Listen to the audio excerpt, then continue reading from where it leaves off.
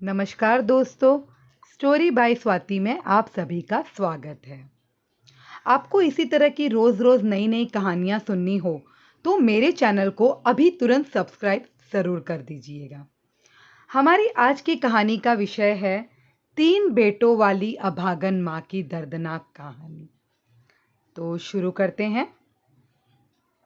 माँ, तुमसे कितनी बार कहा है, मेरे दोस्तों के सामने यूं बार-बार खांसी मत खाया करो। अच्छा लगता है क्या? कोई घर में आए और तुम हर समय खांसती रहो? तुम्हें शायद पता नहीं, तुम्हारी खांसी की आवाज़ से परेशान होकर मेरे दोस्त यहाँ से जल्दी चले गए। और एक दोस्त तो यह भी कह रहा था कि उस दिन भी तुम्हारी माँ बहुत खांस रही थी। अब तक उनकी खांसी गई नहीं क्या? कहीं उन्हें कोई गंभीर रोग तो नहीं? हमें यहाँ आना बंद करना पड़ेगा। और हितेश, तेरे परिवार का ध्यान रख, वरना कहीं इनकी वजह से तेरे परिवार को कुछ रोग ना हो जाए। माँ बाप अपने कमरे से ज्यादा निकला मत करिए। हितेश गुस्से में अपनी माँ कलावती जी से बोला। पीछे से हितेश की पत्नी सीमा भी बोली, हितेश, मैं तो तुम्हारी माँ को समझा समझा कर थक गई, मगर इनके कानों तो जू तक नहीं रेंगती। पूरे घर में यूं ही खांसते खांसते घूमती रहती है। इन्हें तो इतना भी नहीं पता कि मुंह पर हाथ रखकर खांसी खानी चाहिए। घर में 2 छोटे बच्चे भी हैं, कम से कम इनके बारे में ही सोच लेती। मगर नहीं, इन्हें अपने कमरे में एक जगह बैठा ही नहीं जाता। कलावती जी रोते हुए बोली, तुम दोनों के पास ना तो मेरे लिए समय है और ना मेरे लिए पैसे हैं।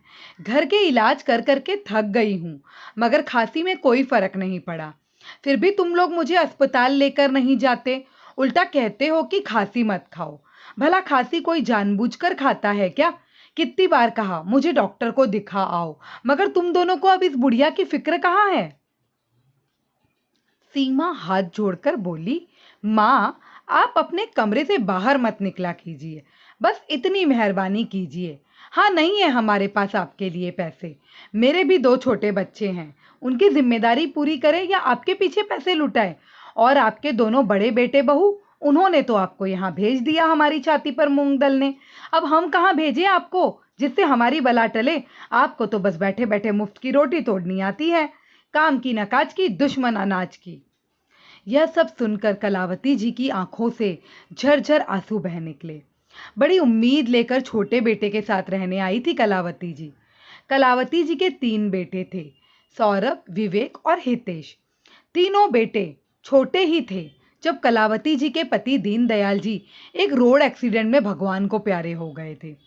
कभी लोगों के घर काम करके तो कभी मेहनत मजदूरी कर कलावती जी ने तीनों बेटों को पढ़ाया लिखाया और काबिल इंसान बनाया था, जिससे वह तीनों आज अच्छी नौकरियों पर कार्यरत थे और तीनों की शादियां भी हो गई थी।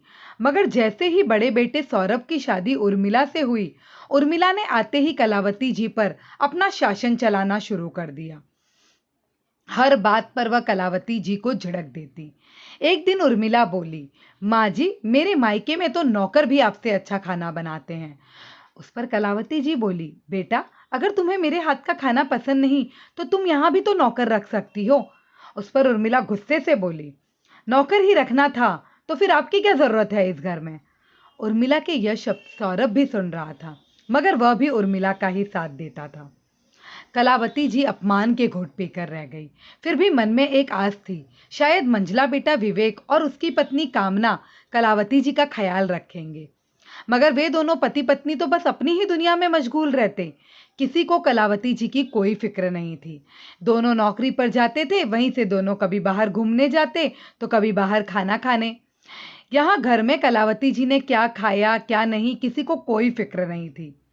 खैर, थक हार कर कलावती जी छोटे बेटे हितेश और बहू सीमा के साथ रहने आई थी। मगर यहाँ भी बस उन्हें काम वाली बनाकर रख दिया गया था। अब तीनों बेटे बहुओं से कलावती जी को कोई आस नहीं थी। तीनों में से कोई बेटा बहू माँ के इलाज में बिल्कुल पैसे खर्च करने तैयार नहीं थे।